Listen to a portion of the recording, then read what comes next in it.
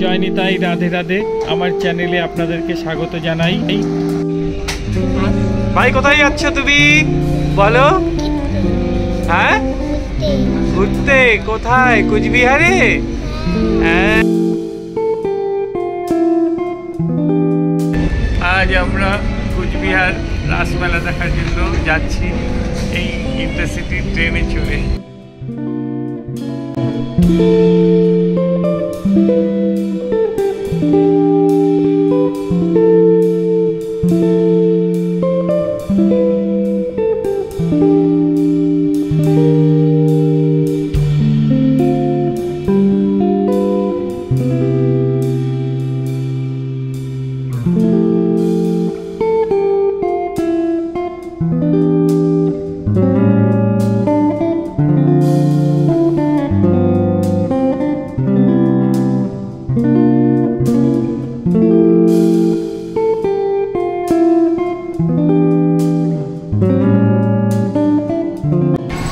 Station পৌঁছে গেছি। এখন আমরা টোটো করে যাচ্ছি রাসমেলার মাঠে। সেখানে মদন মোহন মন্দিরের দর্শন করব এবং সেই মদন মোহন মন্দিরের দর্শন করে আমাদের সমস্ত ভিডিও তুলে ধরব। প্রত্যেক বছরের ন্যায় আমরা স্টেশন থেকে সরাসরি চলে আসি এই শ্রীকৃষ্ণ ভাণ্ডারে। আর এই শ্রীকৃষ্ণ ভাণ্ডার থেকেই আমরা মদন মোহন দেবকে অর্পণ করার জন্য ভোগ প্রসাদ কিনি।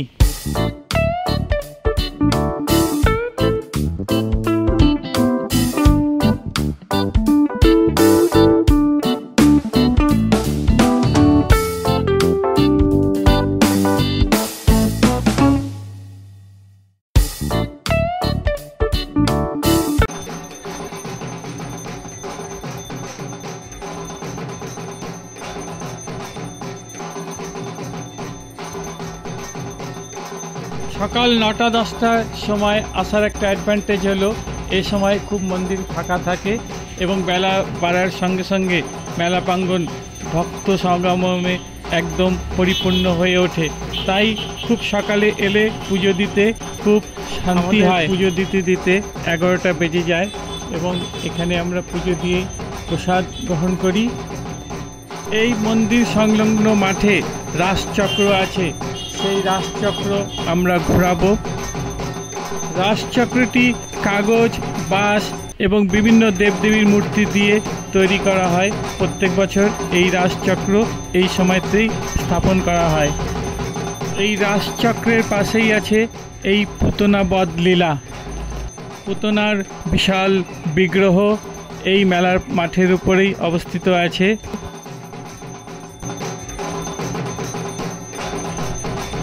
মনে হয় এই রাসচক্র না ঘোরালে রাসমেলায় আসার কোনো আনন্দই হয় না। খুবই বিশেষ আকর্ষণ এই রাসচক্রের। এই রাসচক্রটি বংশ পরম্পরা অনুসারে সেই শিল্পীরা তৈরি করে আসে প্রতি বছর।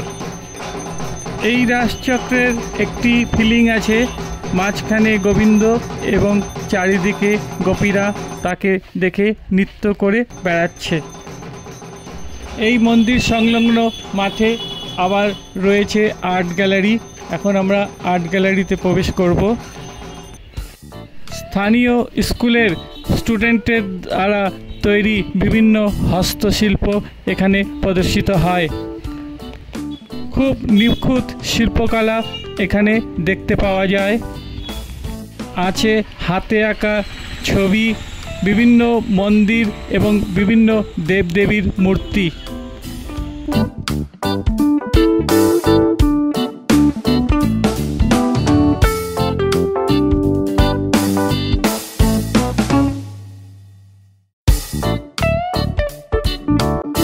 মদন মোহন মন্দিরের চারিদিকে ছোট ছোট কুটির বানানো আছে, তার মধ্যে বিভিন্ন মূর্তি এবং ভগবান শ্রীকৃষ্ণের লীলা এবং মহাভারতের লীলা এবং রামায়ণের লীলা ইত্যাদি দর্শিত হচ্ছে। এগুলো অবশ্যই সময় করে ঘুরে ঘুরে দেখবেন, বিভিন্ন লীলা স্মরণ হবে।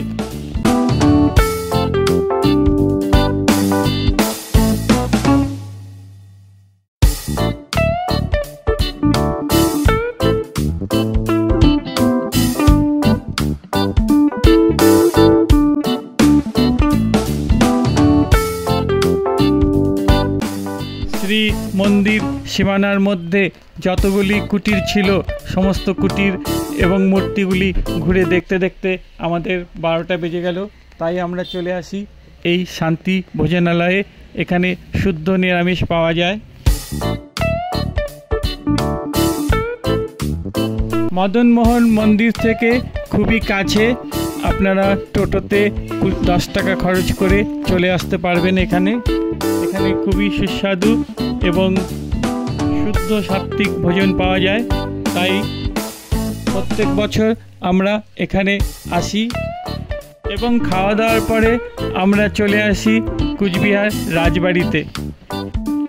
কোচ রাজাদের অনেক ইতিহাস আছে।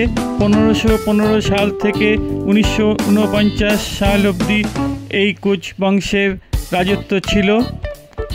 এই কুচবিহার রাজবাড়ি 51,000 বর্গফুট জায়গার মধ্যে বিস্তৃত এবং এই রাজবাড়ির উচ্চতা 395 ফুট এবং চওড়া 298 ফুট। এই কোচবিহার রাজবাড়িটি তৈরি করেছিলেন মহারাজ নৃপেন্দ্র নারায়ণ 1887 খ্রিস্টাব্দে। রাজবাড়ির এই গম্বুজটি ইটালির সেন্ট পিটার ব্যাসিল ভ্যাটিকা অনুকরণে তৈরি করেছিলেন। এই দোতলা রাজবাড়িতে বহু শয়নকক্ষ আছে।